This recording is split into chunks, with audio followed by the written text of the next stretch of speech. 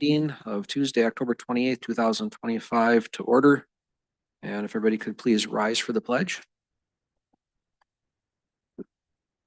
I pledge Allegiance to the flag of the United States of America and to the republic for which it stands, one nation, under God, indivisible, with liberty and justice.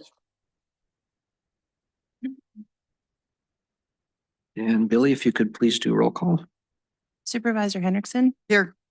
Supervisor Cole. Here. Supervisor Olson. Here. Supervisor Milliburn. Here. Supervisor Ledke. Here. Thank you. All right, public forum. Is anybody here for a public forum? Seeing no hands, we'll close public forum.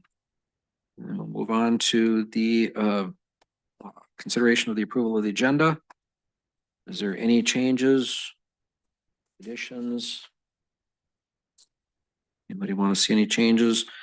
The only thing I have is I think we need to add one under new business, 8.6. And this will be a performance review summary.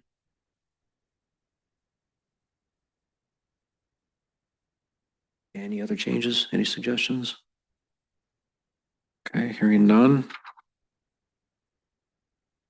Make a motion to approve the agenda with the amendment. Is there a second? Motion's been made and seconded, Olson and Cole. Any other discussion? Hearing none, all in favor signify by saying aye. Aye. Opposed? Any abstentions? I didn't hear you, sorry. Oh, You were a, okay, thanks, I couldn't hear you. All right, 5-0. All right, and consent agenda. Any changes or questions to that? Motion to approve the consent agenda. Okay, motion's been Second. made. Motion's been made and seconded, Cole and Milliburn. Any other discussion? Hearing none, all in favor signify by saying aye. Aye. Opposed? Abstentions? 4-0-1, please. All right, moving to old business, code of conduct update. All right, so I have some updates to the code of conduct based on our conversations from last meeting. And in the request for action, I have a recommendation to adopt the changes to the code of conduct or discuss them. But also I do want to have a separate conversation as part of this about discussing whether we want to split documents and organize how we want to organize the series of documents that's going to be revolving around the code of conduct. So I think that'll make a little bit more sense as I explain the changes. And under the red line, you'll see a large yellow section. This is an area that was kind of reworded, mostly added to following the discussion last week. The distinction between the consent agenda and the new business and old business was removed. So whether an item is a new or old business or in the consent agenda, they all follow the same rules, which is that they have to be sponsored by a board member or the clerk. The clerk's edition is new. And I'll explain that in a second, but sponsor's name goes next to the item. That's the same as before. If there's an intention for board action, request for action form needs to be filled out, same as before. Item must be accompanied by a brief description. If there's no request for action, same as before. Sponsor of the agenda item. Once again, they're either presenting the item or introducing somebody who is presenting the item. That's the same as before.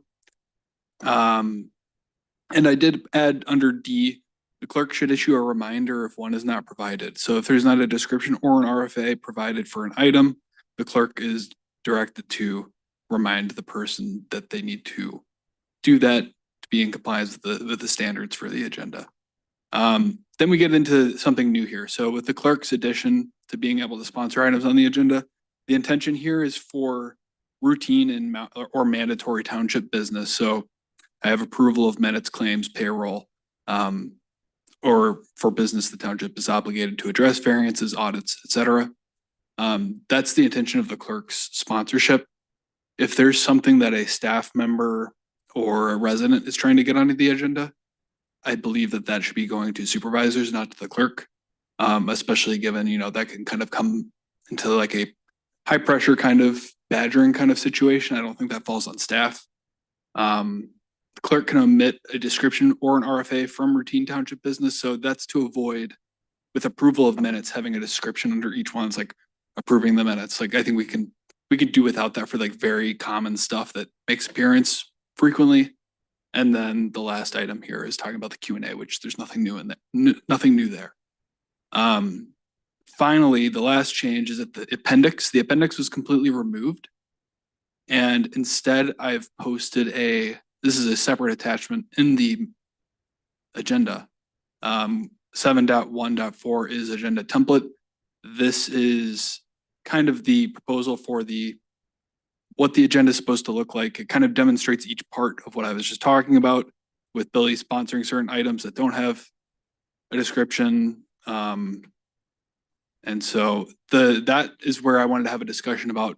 It felt a little too big to have as part of the code of conduct, and it felt like it was enough of a different thing at that point, it'd be separate, but the code of conduct is probably going to reference it to some degree. And I know Andy had some thoughts about further separating these documents. So that's what I've got to start. For staff, I know before I was on the board, I came and requested to present information to the board. So do you think the agenda time would be good enough, or should we be able to have the residents be able to come and give that information? I think that for putting something onto the agenda, so that there is the public forum. Yeah. But for putting something onto the agenda, I think that you should have one of the supervisors be like on the hook for that. Like, if somebody's gonna come in here and put something on the agenda that's totally crazy, like, I think a supervisor should be like, there should be a supervisor who's like, yeah, I approved that going on the agenda. I knew what it was gonna be. Does that answer your question? That's what I'm thinking. Well, even open forum, maybe. So I know I was on the agenda when I requested, and it was to share voting integrity information. Right. And when you did that, did you go to the clerk? I went to the clerk. And she said yes. Mm-hmm. Right. So it's kind of the same idea, Okay. except the main difference is that they go to us instead of the clerk, just to protect Billy's time to some degree. Any other questions? Comments? Sure. Yeah. Yeah, I'm in favor of separating out to get the agenda to be more of a template that truly can be followed by staff, because it does put them in a position of, preparing the packet is an arduous task, to say the least, and then to worry about nuances and then the back and forth, to be able to have a simple reference, to be able to put back in front of staff, in front of supervisors that you're not meeting this criteria, you've missed the deadline, or whatever it might be, or more action in terms of really standardizing what this looks like. Is my insights to it. Sure, I agree. I think this looks good. What I would personally like to see is this be put into a form. And so that way, we've got a spot out on the team server. We can go out there and just simply fill out the form. And that way there's consistency and there's a reminder of what you have to do, rather than just getting a RFA template. And, it might be easier to do it in a form, versus continuing to do it the way we're doing. Like I said, that way, and if the requirements change of more information is needed or different information, you update the form, and that's basically what's going to walk people through, including all the things that you've put in here. Does Teams, or like, I guess, what part of the Office suite, I'm not familiar with, I use Google at work. What part of the Office suite would I use to make a form like that? Me personally, I'd use Word.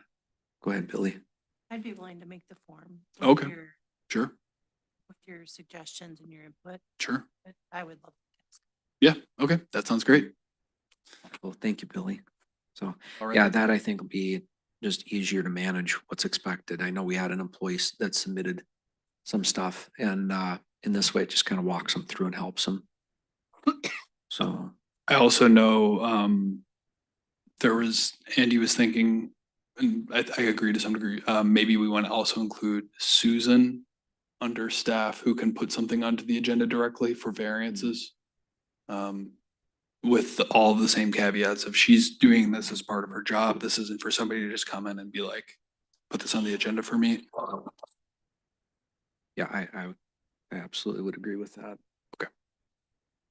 What does everybody else think? I see some yeses. I think you have a consensus. Okay, then I will include that on the next iteration of this. And then if I'm hearing Andy correctly, I think you're suggesting maybe we just remove under roles and responsibility, item 4, agenda preparation, maybe we just remove that from the code of conduct and have a completely separate agenda preparation document. Yes, that would be the, you know, the standard of what the agenda looks like and how that flows, and that's really sets the cadence for the meeting. Do we want to reference it? Do we want to keep item 4 here and be like, follow the agenda preparation? Which kind of leads into my issue of like linking documents together. Do we want to try to keep like a cohesive link to these? Keep them in the same folder? I think that's where this deviates. We use code of conduct as this broad umbrella, and really that's where a policy manual comes into place in terms of SOPs and SOGs. Staff has been developing those with anything from processing a credit card payment, things they just do for staff training, that's internal. But then also having a policy in place for like, how do we track this stuff outside of meeting minutes? So I know Supervisor Olson brought a policy forth last meeting. It's there, it's approved, but now it's out there in the ether, and you'd have to go back to that meeting and find those minutes to find that document. Mhm. Whereas opposed to, it comes in and it's, I know, staff could speak more to it because they've shared insight, things of being able to organize something of that to where then when an employee starts, they have the keys of the kingdom to understand all the policies and procedures. And then same with supervisors. When they step into this role, they get a roadmap as opposed to playing catch up and asking questions. Sometimes years after the fact. So whose job is it to kind of manage this organization? Because I think that's a very similar issue with like, you pass some sort of motion or some sort of policy document, and then it just lives in that agenda forever. Is that an IT thing that? No, that'd be clerical. That's your clerk. Right, but she probably needs some sort of direction on like how we want to keep these organized. You've got a policy and procedure document in process, so it's. Oh, they're working on it currently? Yeah, Oh, okay, cool. yeah, As we so, build this, the SOPs and the policies, they're all getting saved electronically and there's. So- Okay, cool. So it's something that we're creating as we go.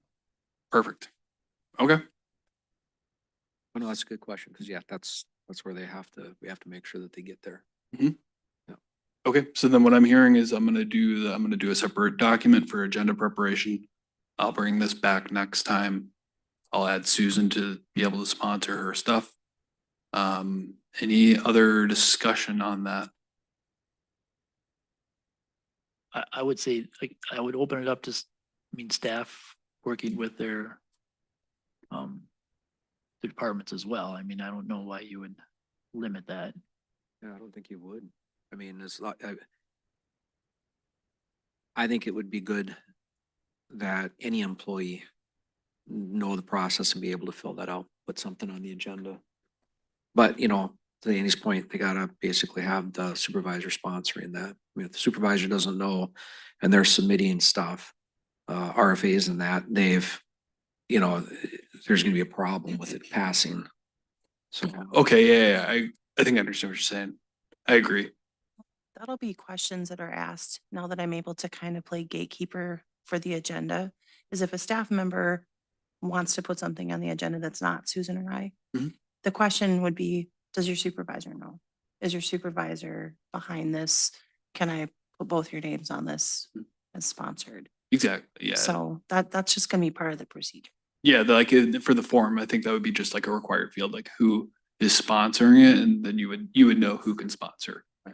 So yeah, staff should definitely be able to put stuff on the agenda, but they shouldn't be blindsiding their department manager. I think, so I'm not sure I heard this, but you'd leave 4 in, but you would describe what an agenda preparation is and then reference the form. Yes. Yeah, that'd be perfect. That way it is covered and we still have to abide by it. That stuff is really good, Sam. I just want to say that. Thank you. It's appreciate all the work that you put into it. And I'm sure everybody else does too. So thank you. Yeah, no problem.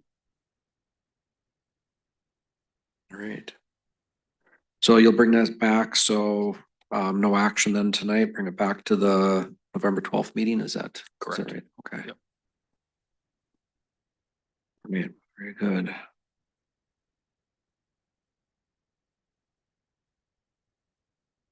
All right, we'll move on to new business. And we're on to planning and zoning meeting streaming. And Supervisor Ledke, would you like to speak to that? Yeah, so what you have in your packets is a request for action from the zoning administrator regarding live streaming video retention of the P and Z meetings. As the summary discusses, it's a lot of public hearings, land use applications, the processing of town codes would be very valuable for people to be able to view and watch that when it's available, much like these meetings. So kind of opening up the spectrum to more transparency. I think it's an excellent idea. It has the biggest impact, I think, of all our committees. It has the biggest impact on our business here and the people. So I think the more visible that is, the better off it is. And I have no excuse for not knowing what's happening in P and Z. All right, Yeah, any I questions? would love to see it because I usually have something else going on that night. So, Yeah. No, this was a great, great idea brought forth by her. So with that, I will make a motion to direct the implementation and live streaming and retention of P and Z to follow along with the town board processes. All right, I'll second the motion. Is this motion to make it mandatory? In terms of, Like, are we saying they have to record yeah, P and Z? Okay. Yeah. It didn't seem clear from the motion. no, it's streaming based off the RFA. It was in line with our current policies. But I left at the end, so that puts it in there. Sure, it just says a motion to direct them on how to do it. Nope. It's minor, I was just wondering. So the intention is it's required. Yes, it's in line with our current policy. Our current policy will be viewed and update with it. Okay. Streaming P and Z. And for clarification, what was written here for recommendation was not exactly how the motion was made. Okay. The motion was not to proceed with. It was to direct staff to start live streaming and retention. So, Got it. Okay. yeah, but no, good catch on that. So one question I have is, do we know who's gonna be responsible for recording it? I will do that. Okay, so you'll be doing that. Excellent. All right, any other questions? Yeah, I do. I think this is a great idea. But are we stopping with planning and zoning, or are we going to over time try to do every single committee meeting? Are we gonna do parks or road and bridge? I think long range, I think the intent would be that we're transparent with everything. Mhm. It's a matter of, I think, a stepping Time. process to go through one at a time. That is where, yeah. Cool. Okay. Cool. Sounds good. All right, and planning and zoning, are they aware of this or have they any discussion on it? Susan was discussing it with them. In terms Perfect, of where they're at. perfect, excellent. Any other discussion? Hearing none, all in favor of said motion, signify by saying aye. Aye. Opposed? Motion carries 5-0. Thank you, Andy. Thank you, Susan. All right, we'll move on to 8.2, which is roles definition. Supervisor Cole. Got role definition document from our last workshop with changes made. To define the formal positions of department manager, liaison, and coordinator for the township. To help clarify in what capacities supervisors and staff are acting when they hold these titles. And the recommendation is going to be a motion to put this document into the employee handbook. Role definition draft, would you guys like me to just read it out loud, or have you already read it? Good with it. I would suggest reading it. Sure. Okay. So department manager is kind of the most important one. They oversee the daily work of township staff. They approve PTO and vacation time for township staff that they oversee. They generally have discretion of how and when work is getting done in the department unless the board directs otherwise. Raise discussions, performance reviews, and setting core hours for employees goes directly through the board and not through the department manager. The department manager does not. No, the department manager does have authority to grant employees flexibility on their core hours and to approve overtime. Liaison is a bridge. It says it serves a bridge between different departments, organizations, or external parties, focusing primarily on facilitating communication and collaboration. They are not acting in a decision-making capacity, but they are rather just attending meetings to answer questions or to deliver questions back to the group they're representing. So if I'm a liaison for the board, I'm going somewhere to answer questions or to bring questions back, but I'm not going there to make decisions on behalf of the board or to speak on behalf of the board. That's the last sentence there. Liaisons do not speak on behalf of the board or committee they are sent from. And then last one, coordinator. A coordinator is, that wasn't worded very well, but a coordinator is someone who's running a program on behalf of the township. This may include coordinating volunteers, supervising staff, planning events, or any other duties assigned by the department manager or the town board. When they're supervising staff, a coordinator may direct staff on what to do and how to do it, but all other management action, setting hours, disciplinary action, etc., is a responsibility of either the department manager or the board. So they're helping run things, but they're not like a formal boss, is the idea there of any staff that they might be overseeing and directing or volunteers. They also have this additional responsibility of being aware of the budget that they're responsible for, and every month, coordinator is expected to submit a written report to the board detailing major expenses from their budget and whether their budget is on track. This is all stuff from the workshop discussion, just written out. And I am noticing that the first sentence under coordinator needs to be adjusted because it's not written well. Okay, any comments? Come on up, Ed. And sit right there at the chair. Sorry the interruption, but who is the coordinator? Who are you and where are you from? Oh, Ed Kramer. From Fawn Lake Drive? Yep, Fond Lake Drive. Okay. Who is the coordinator? Currently, we have two coordinators, a recycling coordinator and a senior center coordinator.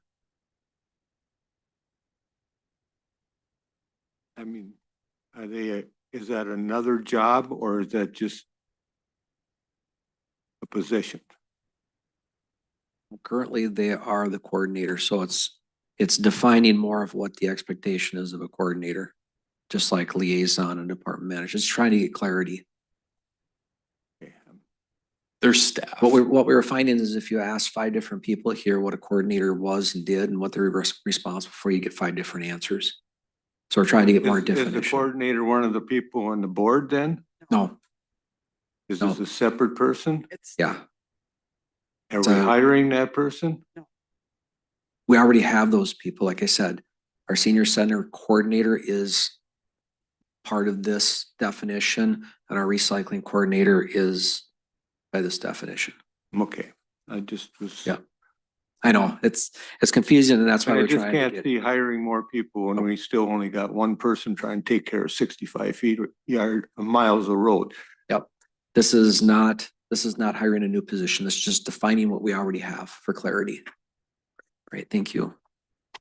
So, the one comment that I would have is, I did have kind of a side conversation, with our town attorney, because I was talking about some other stuff. And we talked a little bit about these titles. And, he expressed a little bit of concern over our department manager and what that means, because apparently there's a real fine line between the responsibilities of a supervisor and the responsibilities of a board as a whole. And he was explaining that the intent of a board is so that more things go through the board as a whole for transparency and also for kind of the check and balance. And so, and it's not that we didn't define it right, it's just that he was concerned that there may be something in there that would not follow a statute. So, from my perspective, hearing that, I'm not comfortable adopting this without having the attorney take a look and make sure that we're not overstepping any boundaries. That's my position on it, but if somebody would like to make a motion, you can. My vote won't be to accept it right now. Yeah, I'm fine postponing this. Probably ties into the next topic of discussion. Correct. Especially given that I need to rephrase this anyway. I'm a Okay. totally terrible grammar mistake, so. So let's, if everybody's okay with it, let's put this on hold. And we'll bring it back either to the next meeting or we'll just say a future meeting. Everybody's okay with that. So I'll make a motion that we table this and bring it back at a future meeting. Is there a second? Second. Motion was made and seconded, Olson and Milburn. Any other discussion? All in favor signify by saying aye. Aye. Aye. Opposed, motion carries 5-0. All right, this is a really good starting point though, Sam. Thank you. Mhm. All right, under new business, we'll move on to 8.3. This, like you said, that was kind of a segue into this one. Town attorney at board meetings. So this one we talked about here a couple different times a year or so ago. And we didn't at that time feel that it was financially responsible to move forward with having an attorney at every meeting. But I think with all the changes that we're going through in evolution, it might be a really good time, at least for a period of time, to have the attorney at each one of our meetings. And then as the board finds that that we don't need them as much, maybe back it off to one time a month, and even at some point, maybe go back to the way we are without an attorney. But I just think that right now with the evolution and change and the new employees and and new supervisors, actually, that it might be very money well spent to have the attorney here. And it also gives him a little bit of inside look to us to the dynamics of the board and make suggestions on how to improve things. So that's what this is about. I gave some background in this request for action, just in that I did talk to the attorney about it. And then it kind of did a quick calculation based on how long our meetings have been lasting. If we have them at each meeting, it would cost the township approximately $6,600 a year to have an attorney at each one of our meetings. That would be their prep time in advance. They would look at the agenda, so they would also see if there's something in there that stands out that needs to be addressed.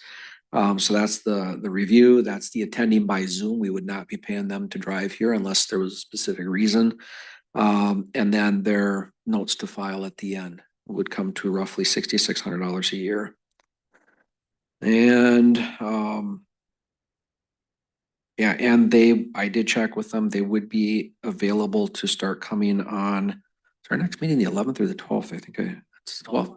Okay, put that in here wrong in the recommended motion, but that is what I've got. Any questions, discussion?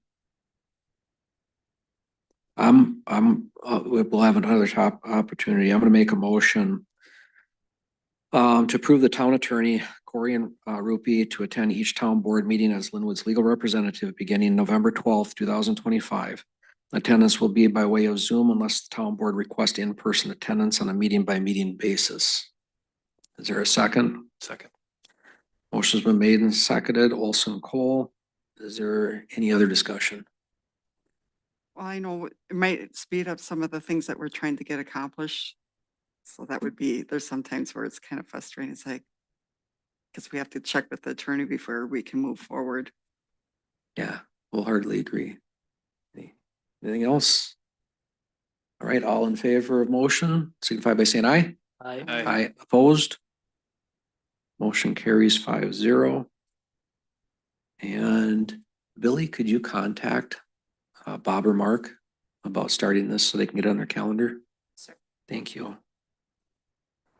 All right, next one, 8.4. This is a Martin Lake Road easement options. What this one is that with the Martin Lake Road project, we had identified that there was 9 properties that we needed an easement for. And the reason we needed an easement is because the state grant says that the engineer has to sign off that he actually has 66 feet of working area. Even if he's not working within the entire amount, he needs to say that he has that throughout the project in order for us to get the grant. So typically, they would go through the process of bringing in, and we did have the citizens come in and we talked to them. We only had one entity out of the 9 that actually signed an agreement stating that we could have the easement. Several of them had a lot of very concerning questions and very valid questions. As far as giving up property and what that would mean to them in their status of 2.5 acre parcel. So what I did was the engineer and myself met with the town attorney, and he identified that there's a thing called a use and maintenance area. And we qualify with our municipality status that if we maintain and use an area of the roadway, even though there's not a identified road right of way or property line, that is considered the ability to maintain it in the future as well. And so this statute applies to what we have right here. And so Bob prepared a letter, which is a little bit further in the document, Bob Rupi, and something that we can send out to each one of the citizens, letting them know that we are no longer seeking an actual agreement, a signed agreement to give up any of their property as an easement. The nice thing about that, it doesn't change anybody's current status. Their property, the amount of property that they own is still the same. And all the work is actually happening within the center of the ditch and inside to the road. So it's not going to actually affect the homeowners. So we're only going to work within the amount that basically we throw snow into and we plow and that we ditch mow. So it's going to save us from having to force people to give up property, as part of an easement, and it's going to allow us to move forward with this grant and the road project. So, and the engineer, I talked to our engineer, he actually sent a letter to the state of Minnesota asking if the use and maintenance would suffice for the 66 foot of workable road area. And he CC'd me on it. We did get approval from the state for the grant by using the use and maintenance statute. So this will give us a green light. And we also don't have to pay for these easements also, because that was another thing that we would end up having to pay for all these easements of the other 8 properties. So all in all, I think it was the right move. Even the engineer had not known about the use and maintenance, so that was a good thing.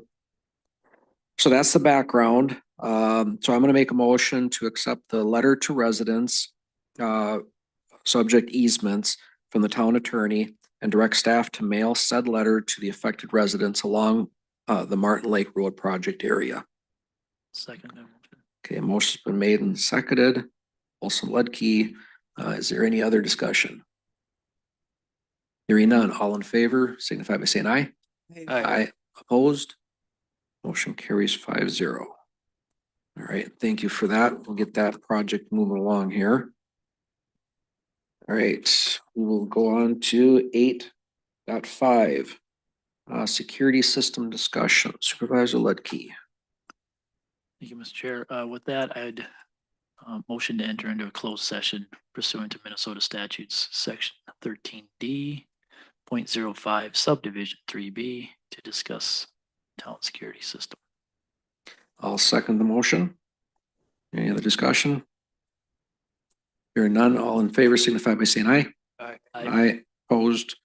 Motion carries. We will now be going into a closed session at 7:07 in the conference room in the senior center. I don't think it'll take very long. You folks can wait if you'd like.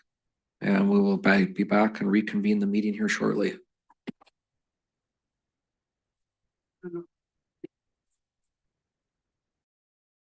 It's a performance review summary.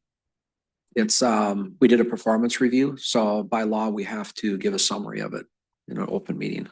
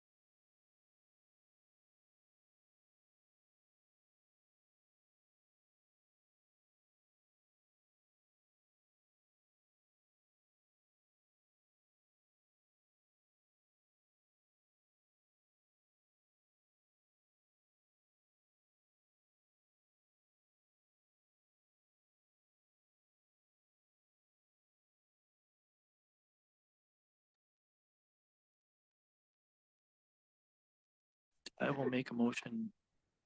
We return and close from the closed session. Return to the regular meeting. Second, Motion's been made and seconded. Lidkey and Hendrickson. Any other discussion? Hearing none, all in favor signify by saying aye. Aye. Aye. Opposed. And we are resuming back into our regular meeting at 7:38. All right. And is there any action that anybody would like to take on the discussion of the security system? I can take 8.51. I'll give the quick summary of the closed session. The Linwood Town Board of Supervisors spoke to the logistics of upgrades to the town's security system. All right. Any questions on that? Hearing none, is there any action on 8.5.2? In the matter of possible action, I will make a motion to approve Wright Hennepin Security Proposal number WHSQ 30690 for the security system upgrade, along with estimates from Russell Door Security not to exceed $5,500. All right, motion's been made. Is there, second, motion's made and seconded? Ludke Hendrickson. Any other discussion on that motion? Can you include in that motion, what fund the money's coming out of? That'll be on the claims because we don't know the total amount if it's gonna be submitted for the grant yet.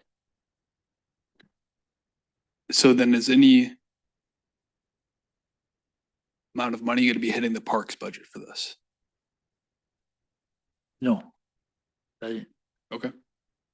All right, cool. Sounds good. A portion of the monthlies? Well, the monthly will, yeah, your monthly bill will. Cause that's split across all departments currently. Got it. Okay, So it's business as usual for what it is. got it. Yeah.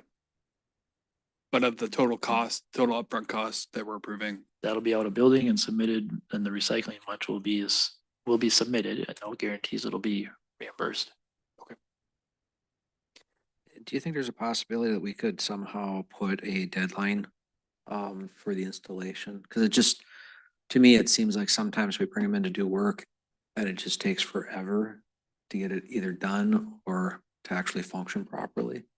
Would that be an adequate request? I can put that in the request. I mean, it just seemed, I mean, we're still having issues with the reuse building. And I don't understand how professionals can take this long to get through it, but anyhow, just a comment if you'd like to bring it up to them. Has to be first end of the year, correct? For the reimbursement. Well before that, so it gets through, Yeah. yeah. Our last meeting of the year. Oh, good point. Okay. All right, any other questions on said motion? Hearing none, all in favor signify by saying aye. I, Opposed? Motion carries 5-0. And that was for one of the quotes, right? Was that the only one you're going forward with? Yeah. Okay, Yeah, it was the quote from the two vendors. all right. Sounds good. We will move on to 8.6. And on October 20th, the board had a performance review with our clerk, Billy Larson. So to give a summary, overall, the review was very positive. Supervisors had a lot of examples of the very good things that Billy's brought to her position in the township. Some of the things that of her accomplishments this year is that she changed the board packet format and that process of how we're preparing board packets and when they get put out, the fact that they're on the website so everybody has access to them, including the public. Implemented the finance and payroll system with the contractor Abdo, which I know was a lot of work. She handled a lot of the onboarding of the new employees that we brought on. And she played a part in a very successful and challenging audit, which I know took a lot of her time and a lot of lessons learned there. That's just a subset of some of the positives. One of the things that we talked about for improvement would be time management, figuring out how to manage her time a little bit better, not only for the business, but for herself. And things that will be coming up that she's going to be working on to better the township is she's working on SOPs, getting policies and procedures in place and data retention. So that is a summary that I have of that performance review. All right.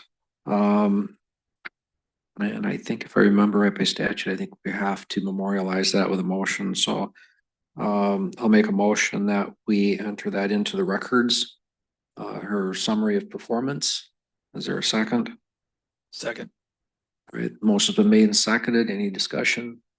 Hearing none, all in favor signify by saying aye. Aye. Aye, opposed. Motion carries. Okay, so 4-0-1. Thank you, Bob. All right. Upcoming meetings, Parks is October 27th at 6 o'clock. Local government officials meeting for Anoka down at Bunker Lake is October 29th at 6 o'clock. Sunrise Watershed Management Organization is October 30th at 6:30 at the East Bethel Town Hall. School Forest is on November 3rd at 5 p.m. It's the same day. We also have the Town Board Workshop, November 3rd at 5:30. Right here, Road and Bridge was rescheduled from the first Tuesday to November 18th at 7 p.m. Because of the election schedule. And our next regular town board meeting is scheduled for Wednesday, November 12th at 6:30 right here. And anything else I'm missing? Do we want to mention the 7 o'clock on the 3rd? We have a Special special, meeting? special. Yeah, thank you. Should have added that in. So special meeting has been added in the posting will be forthcoming on November, which one was it? Second? November Third. 3rd. November 3rd at 7 p.m. following the town board workshop. Did you get that right? Anything else we're missing? Excellent. Okay. All right. Is there a motion to adjourn? Uh, Oh, Mr. Chair, just wanted to reiterate the Halloween celebration that happened on Saturday night. Major event in Linwood, almost 1,000 people. Great work by staff and volunteers. Beautiful evening for it. So one time was by all. Excellent. Thanks for bringing that up. Appreciate it. Anything else to come before the board? All right. Special thanks to our senior center staff for coordinating that every year. It just keeps getting bigger and bigger. So it's pretty amazing. So thank you to Sarah for that. All right. Now I will entertain a motion to adjourn. To adjourn. Second. All right. Motion's been made to adjourn. Miller, Byrne, Ludke. Any other discussion? Hearing none. All in favor signify by saying aye. Aye. Aye. Opposed? Motion carries 5-0. We are adjourned at 7:48.